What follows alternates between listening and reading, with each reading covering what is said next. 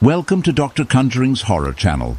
Before we dive in, I wanted to share that some of our listeners emailed us asking if we could create a black screen video with rain sounds, specifically for sleeping. Well, we always listen to our valued subscribers, so here it is.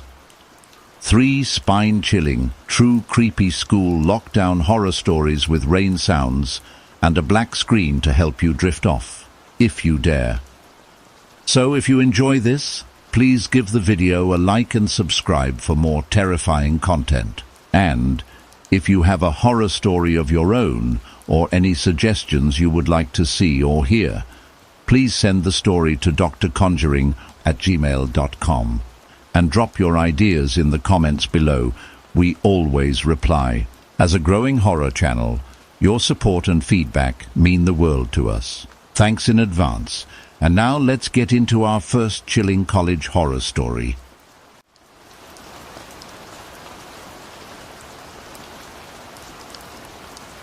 It was a grey, overcast morning at Franklin High School. The smell of wet asphalt lingered in the air from the previous night's rain. Students shuffled through the hallways, their voices blending into a dull hum. The faint scent of cafeteria food wafted through the vents, mixing with the acrid tang of cheap disinfectant. Blake stood by the far wall near the lockers, his hoodie pulled low over his eyes. I noticed his clenched fists and the slight tremble in his jaw as a group of boys walked past, sneering. Blake had always been different. People bullied him, sure, but Blake wasn't innocent. His temper was legendary, and he'd lashed out more than once. But something about him is that he always felt unstable, like a bomb waiting to go off. It was in history class that everything began to unravel. The classroom smelled of chalk dust and stale coffee. The ancient radiators clanked noisily against the walls, struggling to keep the cold at bay. Our teacher, Mr. Garrison, stood at the front of the room, droning on about the Civil War. His voice was steady, unbothered by the occasional whispers from students. Blake sat near the back, his face a mask of contempt. I watched as his hand shot into the air. "Actually, that's wrong," he interrupted loudly. Mr. Garrison's brows furrowed. "Excuse me?" Blake stood up, his voice rising. "The Civil War wasn't about slavery. That's just propaganda." The room fell into an awkward silence. Mr. Garrison's tone turned icy. "Blake, sit down. You're spouting nonsense." The class snickered and Blake's face turned a deep red. His fists clenched at his sides. "You're all sheep," he yelled before storming out of the room, slamming the door so hard the walls shook. That was Friday. Over the weekend, Blake's social media exploded with disturbing posts. Pictures of him posing with his dad's gun collection.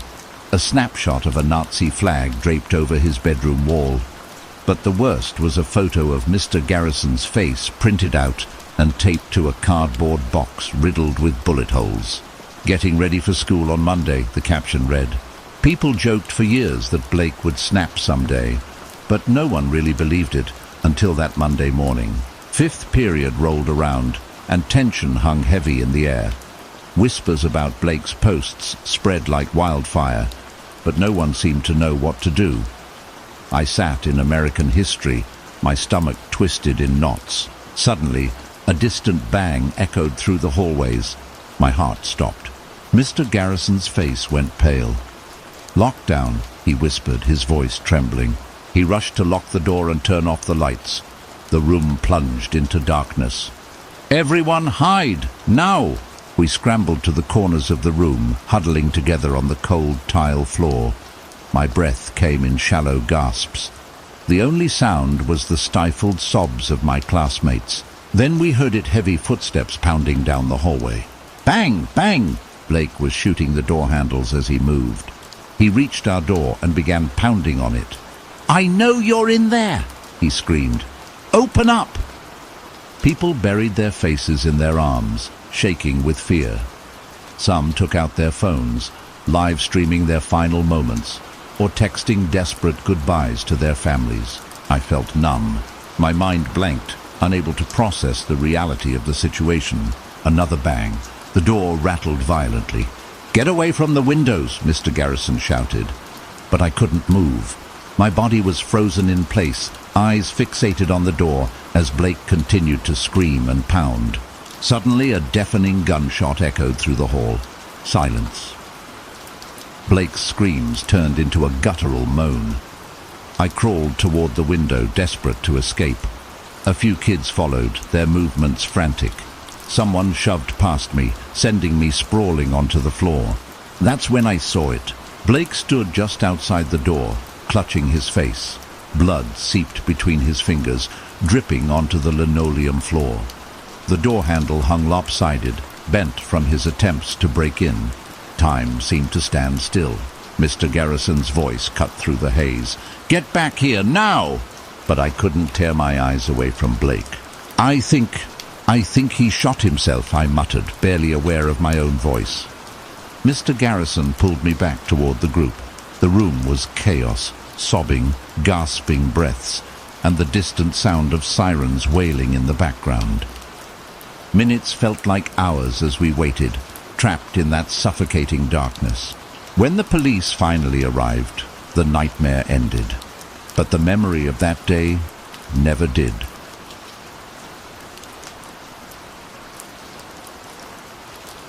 It was a grey, overcast morning at Eastwood High School, and the air was thick with tension long before the day's horror began. A damp chill clung to everything after the previous night's storm, and the faint scent of wet asphalt lingered in the breeze. Inside the building, students shuffled through the hallways like cattle, their voices blending into a dull hum. The fluorescent lights overhead flickered intermittently, casting brief shadows across the stained tiles. Jason wasn't like the other students. He had a reputation, a dangerous one, the kind that made people whisper when he walked past. His disheveled hair hung in greasy clumps around his face, and his eyes were dark, restless pits that seemed to miss nothing and care for even less. He wasn't just a troublemaker, he was a ticking time bomb. Everyone knew about his past, the knife incident in freshman year, the time he tried to strangle a teacher with a shoelace. After being expelled, he spent months at an intervention school notorious for housing the worst of the worst. When he returned, he seemed different, calm, almost eerily so. But there was a spark of something unsettling beneath the surface.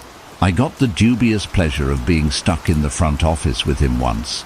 We'd both been sent there for different reasons, me for skipping class, Jason for mouthing off to a teacher. The assistant principal was busy dealing with another crisis, so we were left alone. Jason leaned back in his chair, a smug grin stretching across his face. "Met some real characters at that place," he said, his tone low, like he was sharing a dark secret. I nodded cautiously, unsure whether I wanted to hear more. "There was this one guy, completely unhinged," he said, eyes glinting with unsettling amusement.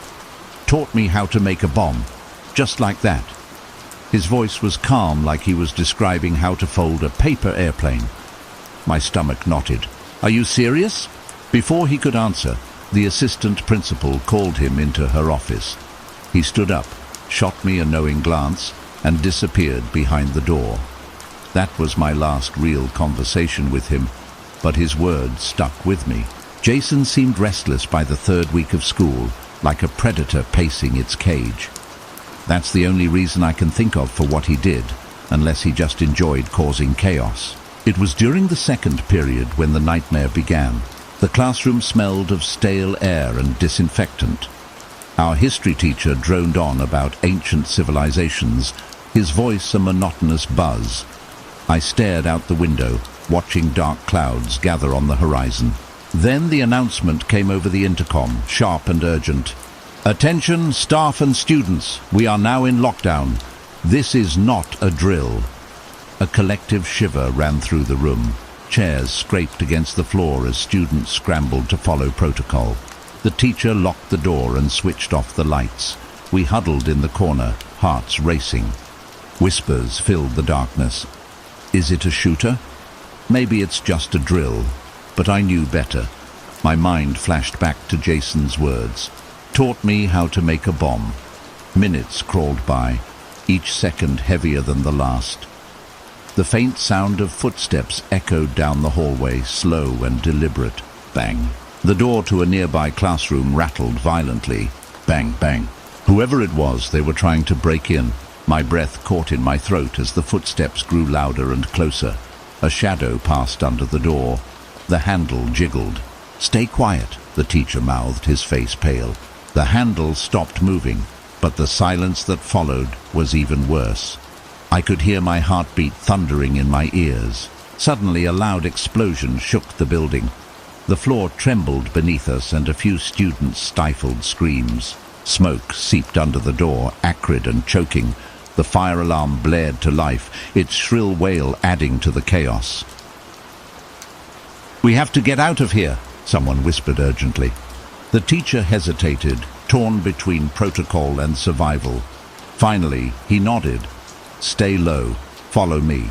We moved in a crouched line toward the emergency exit at the back of the classroom. My legs felt like jelly, but adrenaline kept me moving. As we emerged into the hallway, the scene was pure chaos. Students and teachers stumbled through the smoke, eyes red and streaming. The walls were scorched black, and debris littered the floor. Then I saw it. Jason's clear backpack propped against the wall. The inside was stuffed with wires and a garbage bag. My blood ran cold. "There's a bomb!" I shouted, pointing. An administrator radioed it in, his voice shaking. "Bomb squad! We need the bomb squad now!" We were herded toward the football field, where students gathered in frightened clusters. The sun beat down mercilessly, but the heat was nothing compared to the terror gnawing at my insides. Hours passed as the bomb squad worked to secure the building. People shifted from fear to boredom, but I couldn't shake the feeling that something was still wrong. I sat on the bleachers, trying to steady my nerves.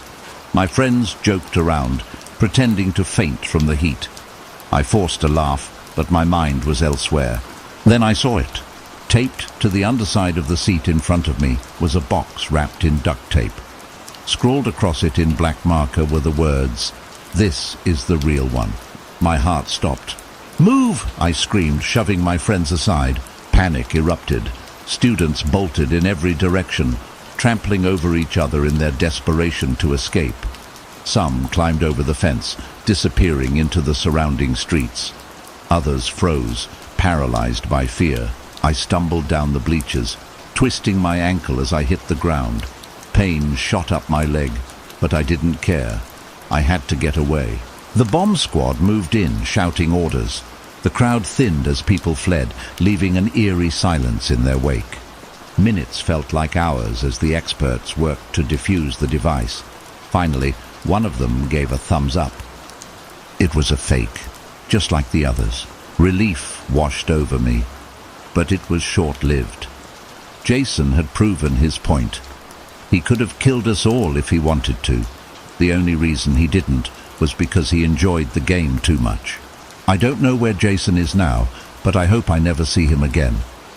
The memory of that day haunts me, a reminder that sometimes the scariest monsters aren't the ones you read about in books. They're the ones sitting right next to you in class.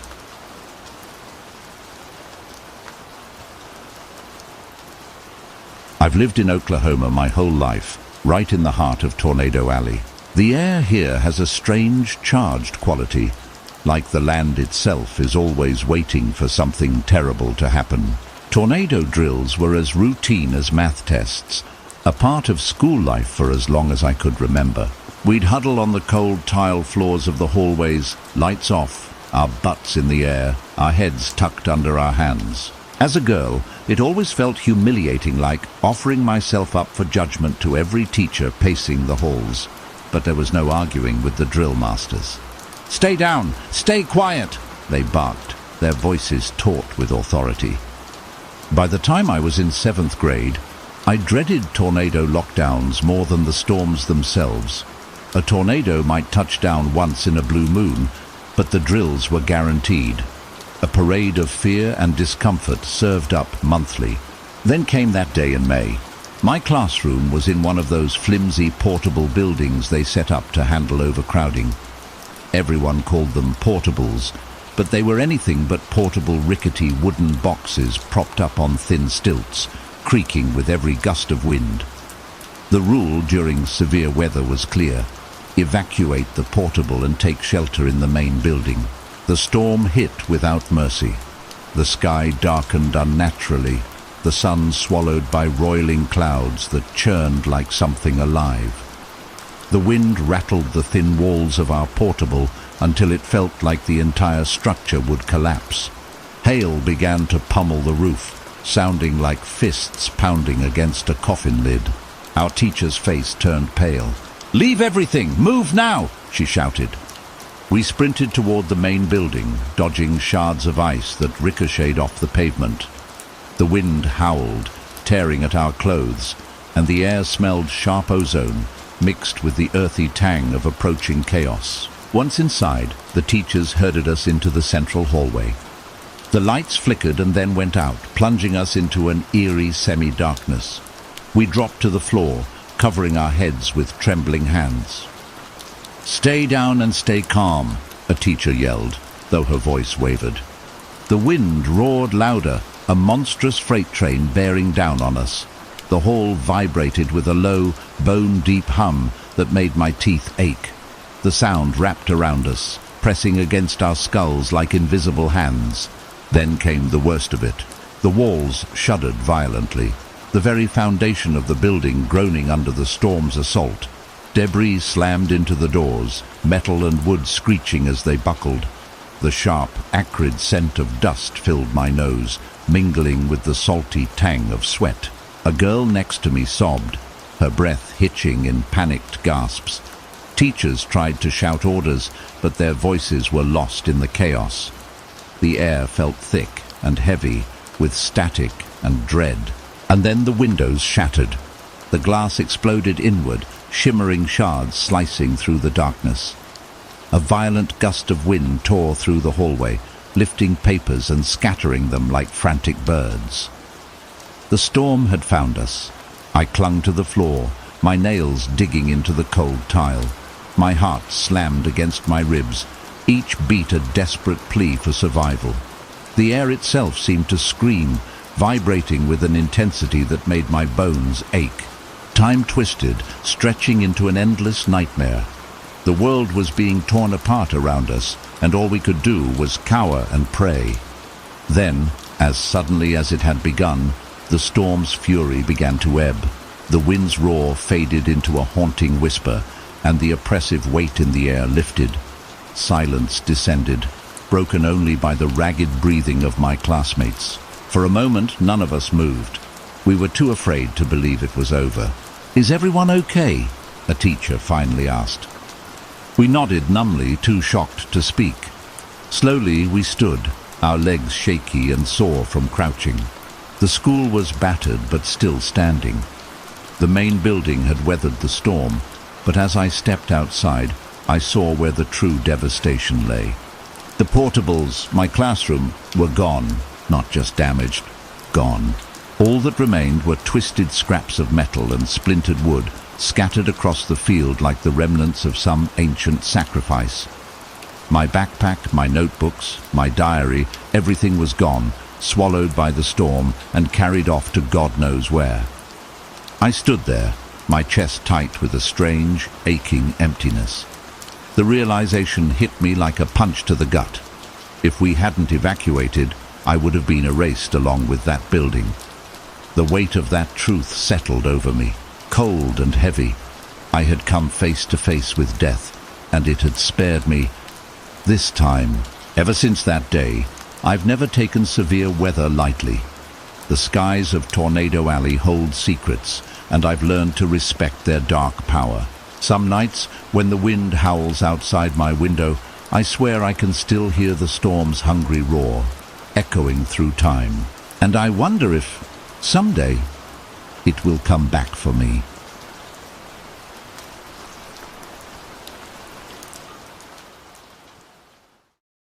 That was tonight's chilling tale from Dr. Conjuring's channel.